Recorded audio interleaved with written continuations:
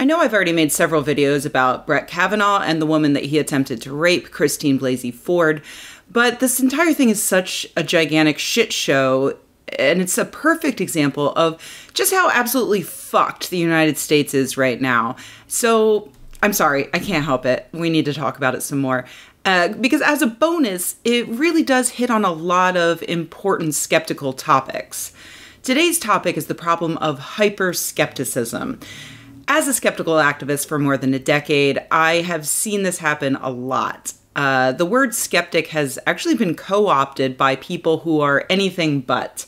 Consider the 9/11 skeptics who are overly skeptical of the government and not skeptical enough of claims that jet fuel can't weaken steel beams. It's good to be skeptical of governments, but not to the point that you invent completely ludicrous conspiracy theories to explain why one government in particular is so corrupt. And then there are the climate change skeptics who are skeptical of actual science and not so skeptical of the fossil fuel industry and Republican talking points. It's good to be skeptical of new research, groundbreaking research, research that hasn't been adequately vetted or replicated yet. But it's not good to be skeptical in the face of the entire weight of scientific evidence collected by nearly all of the people studying our changing climate. The Kavanaugh case offers yet another example. People who are skeptical of Ford's memory several decades after the event happened, but are not skeptical of Kavanaugh, who admittedly drank to blackout on the regular in high school. Skeptics are well acquainted with the problem of memory as it touches on a lot of things that require our skepticism, like eyewitness testimony. It's notoriously bad, as evidenced in the cases like Ronald Cotton's. Cotton was sentenced to life in prison after Jennifer Thompson Canino was sexually assaulted by a stranger. And she chose him out of a photo lineup and then again in a live lineup. At the time, she was 100% certain that Cotton was the person who had assaulted her. And her testimony is what primarily led to his conviction. He was freed a decade later based on DNA evidence that matched another convict who had previously confessed to the crime to his cellmate. Cotton and Thompson Canino, for the record, are now friends who help educate the public on the untrustworthiness of eyewitness testimony. There are also myriad studies showing how easy it is to warp people's memories, like when psychologists are able to convince subjects that they rode in a hot air balloon, which they actually never did, or that they got lost as a child in an incident that never actually happened. The subjects are even able to tell the story back to the psychologist, even though they 100% did not happen. It's pretty fascinating.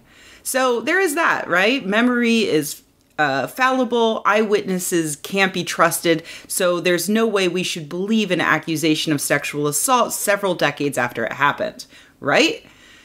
Wrong. This is where a little bit of knowledge can be a dangerous thing. Skeptics who think that they know memory is fallible are likely to fall into the trap of assuming they know more than they do, when actual experts stand aside looking completely horrified. Because it turns out, yeah, our memories can be molded. If a psychologist spends a lot of time and energy mocking up fake photos for you to look at, or says they talked to your mother and she told them the story of you getting lost. But that has nothing to do with a memory uncorrupted by professionals who are trying to fuck with you. In Blasey Ford's case, this isn't a memory that she had no idea about until undergoing hypnotic regression therapy or participating in a psychology study in college. It's something that she's remembered every day of her life for several decades. And yes, eyewitness testimony can be garbage when you're trying to identify a total stranger. It turns out a lot of people do look the same, and you might screw up certain details. But it's not garbage when you're talking about someone you know. If a stranger mugs you in the street, you might not remember exactly what he looks like. If your brother mugs you, you're gonna remember. When I was in my 20s, a cab driver assaulted me while dropping me off at my apartment. He pulled me through the glass divider and tried to kiss me as I struggled to get out of the car. I did get out and I ran into my apartment building, up to my apartment where I did not turn on the lights because I knew he was still down on the street below and I didn't want him to know where I lived. It was a little scary. I guarantee that I would not be able to pick out that cab driver in a lineup today. And I probably wouldn't have been able to do it the next morning after it happened either. When I was in grade school, I was on the playground playing with some friends, and I was on some playground equipment when a boy standing on a grate above me stomped his feet so that sand fell off of his shoes through the grate and into my hair. It really upset me. That boy was Jason, last name withheld because I'm not a jerk. And he was tall and skinny and he had dark hair, and I absolutely could pick him out of a lineup today. Even, grown up. One of those events was very serious, and I could never identify the culprit. The other is extremely trivial, and I remember it 30 years later exactly who did it. It wasn't one of my other classmates. It wasn't Josh or Mitchell or Jesse or even David, who also was tall and skinny and had dark hair. It was Jason. Jason stomped his feet and got sand in my hair.